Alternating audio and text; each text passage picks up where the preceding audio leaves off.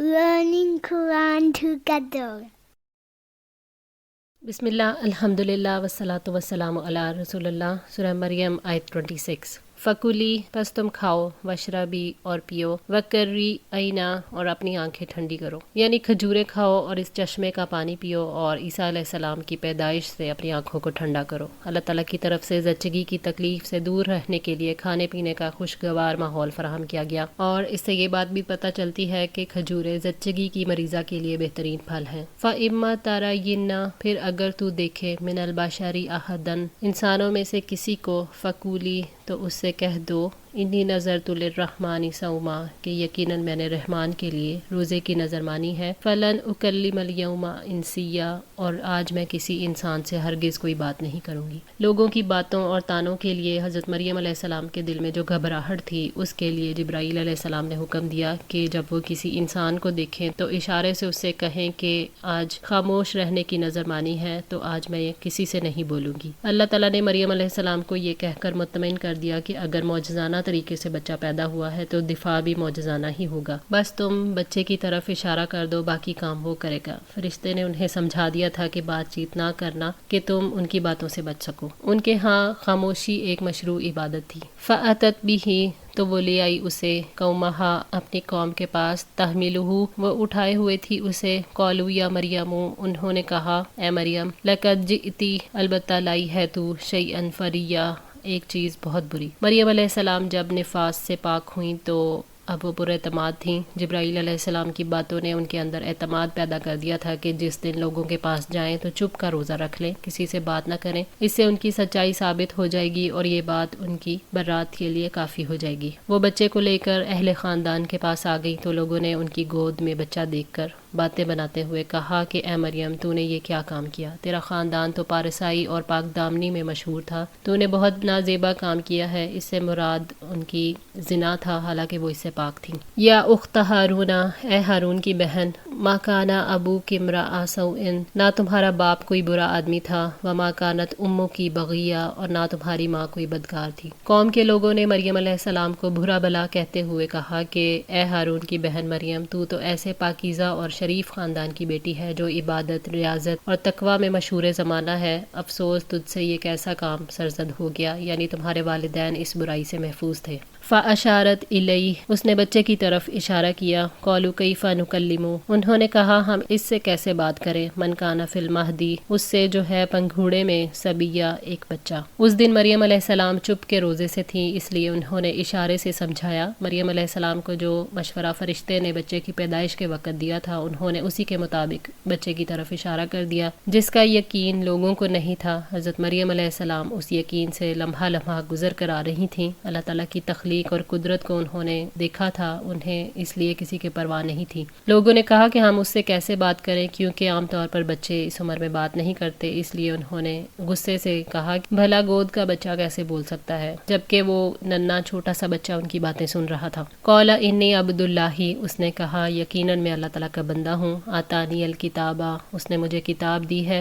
वजअलनी नबिया, और मुझे नबी बनाया है। उस वक़्त वो बच्चा यानी ईसा अलैहिस्सलाम अपने पंघूड़े से बोल उठे कि मैं यकीनन अल्लाह ताला का बंदा हूँ। उन्होंने सबसे पहले अबूदियत की, गुलामी की बात की कि मैं अल्लाह ताला का बंदा हूँ। अल्लाह ताला औलाद से पाक है, क्योंकि औलाद गुलाम नहीं हुआ करती, यानी मुझे अल्लाह ताला का गुलाम समझो, इसके सिवा कुछ और नहीं हूँ। अल्लाह ताला ने मुस्तकबिल में इंजील अता करने का फैसला किया है और उन्हें अंबिया की सफ़ में शामिल फरमाया। इस तरह ईसा अलैहिस्सलाम ने अपनी वालिदा की पाक दामनी ज़ाहिर फरमाई। वजअलनी मुबारकन, और उसने मुझे बरकत वाला बनाया। ऐनमा कुन्तु, जहाँ भी मैं हूँ, यानी हर जगह हर ज़माने में अल्लाह ताला ने मुझे बरकत वाला बनाया। जहाँ भी मैं हूँ खैर और भलाई का मुअल्लम हूँ। बरकत से मुराद दीन में सबात है और हर चीज़ में कामयाबी का मुकद्दर होना भी है, लोगों के लिए नफ़ामंद होना भी, लोगों को नेकी की तालीम देना भी और बुराई से रोकना भी है, क्योंकि यही वो काम है जिनसे जहान वालों को बरकत मिलती है। व औसानी बिस्सलाती व ज़काती, और मुझे नमाज और ज़कात का हुक्म दिया है। मादुम तु हय्या, जब तक मैं ज़िंदा रहूँ, यानी अल्लाह ताला ने मुझे अपने हकूक़ अदा करने की वसीयत की है,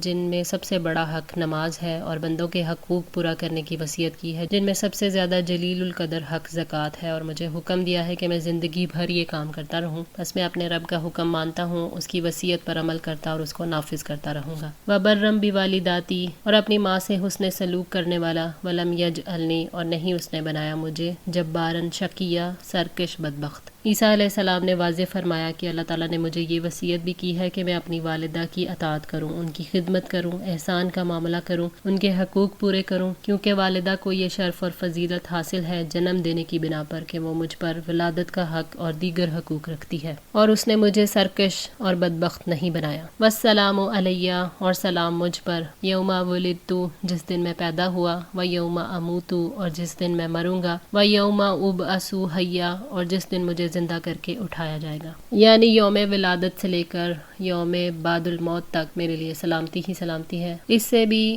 آپ کا بندہ اور مخلوق ہونا ثابت ہو رہا ہے کہ آپ دیگر انسانوں کی طرح عدم سے عالم وجود میں آئے، پھر آپ کو موت بھی آئے گی اور قیامت کے دن دوبارہ زندہ بھی ہوں گے، لیکن یہ تینوں مقامات بڑے کٹھن ہیں، اس لیے آپ نے فرمایا کہ ان کٹھن منزلوں میں بھی میں سلامتی سے گزر جاؤں گا، آپ پر اللہ تعالیٰ کی رحمتیں اور سلامتی ہو۔ ذالک عیسیٰ ابن مریم، یہ ہے عیسیٰ ابن مریم، قول الحق کی بات، الذی فیہ یمترون، جس میں وہ شک کرتے ہیں، یعنی یہ ہے عیسیٰ ابن مریم۔ اللہ تعالیٰ نے فرمایا کہ ہم نے عیسیٰ علیہ السلام کا سچا واقعہ آپ لوگوں کو سنا دیا۔ عیسیٰ علیہ السلام کی یہی صفات ہیں جس میں کوئی شک نہیں، یہی قول حق اللہ تعالیٰ کا کلام ہے، اور اس کے خلاف جو کچھ کہا گیا ہے وہ باطل ہے۔ عیسیٰ علیہ السلام کی صفات اللہ تعالیٰ کی عطا کردہ ہیں، وہ ان صفات کے حامل نہیں ہے جن کے بارے میں عیسائیوں نے غلو کیا اور یہودیوں نے کمی کی۔ قول حق کے مقابلے میں لوگوں کی بات شک پر مبنی ہے۔ ما کان للہ، نہیں ہے لائق اللہ کے، ان یتخذ من ولد، کہ وہ کوئی اولاد بنائے، سبحانہ، وہ پاک ہے، اذا قضا امرا،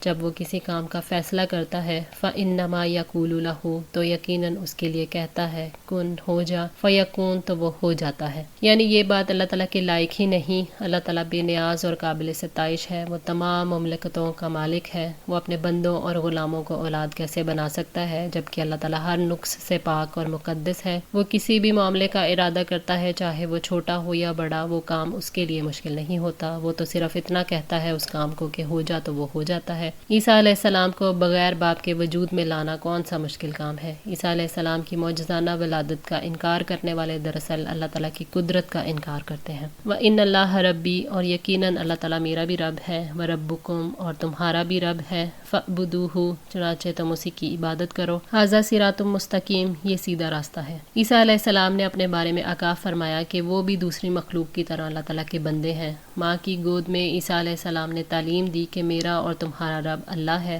سو اسی کی عبادت کرو۔ یعنی یہی اعتدال کا راستہ ہے جو اللہ تعالیٰ تک پہنچاتا ہے، کیونکہ یہ انبیاء کا راستہ ہے، اس کے سوا ہر راستہ گمراہی کا راستہ ہے۔ فاختلف الاحزاب، پھر گروہوں نے اختلاف کیا، من بینہم، آپس میں، فویل، تو ہلاکت ہے، للذین کفروا، ان لوگوں کے لیے جنہوں نے کفر کیا، من مشہدی، حاضری سے، یوم عظیم، ایک بڑے دن کی۔ احزاب سے مراد یہودیوں اور عیسائیوں کے فرقے ہیں جنہوں نے عیسیٰ علیہ السلام کے بارے میں اختلاف کیا، اور اختلاف یہ تھا کہ وہ ولد الزنا یعنی یوسف نجار کے بیٹے ہیں یا ابن اللہ یعنی اللہ تعالیٰ کے بیٹے ہیں۔ پروٹسٹنٹ جو تھے انہوں نے کہا کہ اللہ تعالیٰ کے بیٹے ہیں، کیتھولکس نے کہا کہ تین میں سے ایک ہیں، اور آرتھوڈاکس نے کہا کہ وہ اللہ ہیں۔ جب اللہ تعالیٰ نے عیسیٰ ابن مریم کا حال بیان فرما دیا جس میں کوئی شک اور شبہ نہیں، تو آگاہ فرمایا کہ یہود و نصارہ اور دیگر فرقے اور گروہ جو گمراہی کے راستے پر ہیں، اپنے اپنے طبقات کے اختلاف کے مطابق عیسیٰ علیہ السلام کے بارے میں اختلاف کرتے ہیں۔ اللہ تعالیٰ کی توحید اور اس کی کتابوں کا انکار کرنے والوں میں یہودی اور عیسائی شامل ہیں جو عیسیٰ علیہ السلام کے بارے میں کافرانہ کلمات کہتے ہیں۔ عیسیٰ علیہ السلام کے بارے میں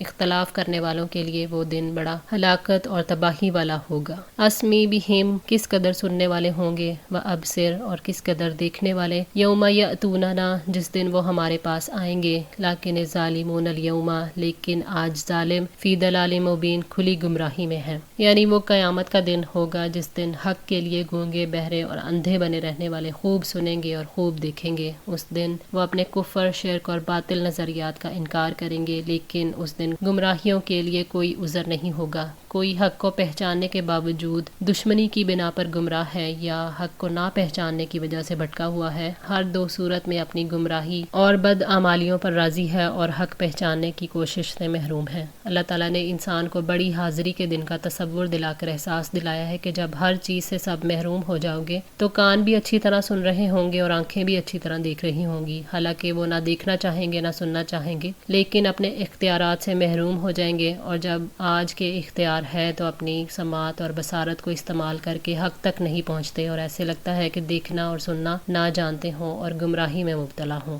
وَأَنذِرْهُمْ اور ڈرائیے انہیں یوم الحسرتی حسرت کے دن سے، اذا قضی الامر جب معاملے کا فیصلہ کر دیا جائے گا، وَهُمْ فِي غَفْلَةٍ اور وہ غفلت میں ہے، وَهُمْ لَا يُؤْمِنُونَ اور وہ ایمان نہیں لاتے۔ اس سے مراد قیامت کا دن ہے جہاں سبھی حسرت کریں گے، بدکار بھی کہ کاش انہوں نے برائیاں نہ کی ہوتی اور نیک لوگ بھی کہ کاش انہوں نے اور زیادہ نیکیاں کمائی ہوتی۔ یہ سب کچھ انہیں پیش آئے گا مگر ان کی حالت یہ ہے کہ وہ دنیا میں اس عظیم معاملے کے بارے میں غفلت میں پڑے ہوئے ہیں، اس کے بارے میں انہیں کبھی خیال نہیں آتا، اور اگر آ بھی جائے تو بھی غفلت میں ہی ہیں، بس نہ وہ اللہ پر ایمان لاتے ہیں نہ اس کے رسولوں کی اتباع کرتے ہیں، اس دنیا نے ان کو غافل کر دیا ہے۔ اِنَّا نَحْنُ نُورِثُ الْأَرْضَ یقیناً ہم ہی زمین کے وارث ہوں گے، وَمَنْ عَلَيْهَا اور جو اس پر ہے، وَإِلَيْنَا يُرْجَعُونَ اور سب ہماری طرف ہی پلٹائے جائیں گے، یعنی زمین اور اس پر جو کچھ ہے اس کا خالق اور مالک اللہ تعالیٰ ہی ہے، وہی اس میں تصرف فرماتا ہے۔ یہ دنیا اور اس کی تمام چیزیں دنیا والوں کو چھوڑ جائیں گی اور وہ دنیا کو چھوڑ کر چلے جائیں گے، زمین اور اس کی ہر چیز کا وارث تو اللہ ہے، زمین کی ہر چیز فنا ہو جائے گی اور صرف اللہ تعالیٰ کی ذات ہی ہے جو باقی رہے گی، کوئی ملکیت کا دعوے دار نہیں ہوگا، اللہ ہی باقی رہے گا، وہی حاکم ہوگا، سب کو اپنی طرف لوٹائے گا اور اعمال کی جزا دے گا، لہٰذا جو کوئی نیک عمل کرتا ہے وہ اللہ کی حمد کرے اور جو برے اعمال کرتا ہے تو اسے اپنے نفس کی ملامت کرنی چاہیے۔ اللہ تعالیٰ نے انسان کو یہ شعور دلایا ہے کہ تم خود کو مالک سمجھتے ہو، اپنے بھی مالک حالانکہ نہیں ہو، جن چیزوں کا تم خود کو مالک سمجھتے ہو ان کا وارث اللہ ہے، اللہ کے سوا کوئی حقیقی مالک نہیں اور سب کو اللہ ہی کی طرف لوٹنا ہے۔ آج کے لیے اتنا ہی، دعا ہے اللہ تعالیٰ ہماری اس کوشش کو قبول فرمائے، ہماری غلطیوں کوتاہیوں کو معاف فرما کر ہماری اصلاح فرمائے۔ جزاکم اللہ خیر، والسلام علیکم ورحمۃ اللہ وبرکاتہ۔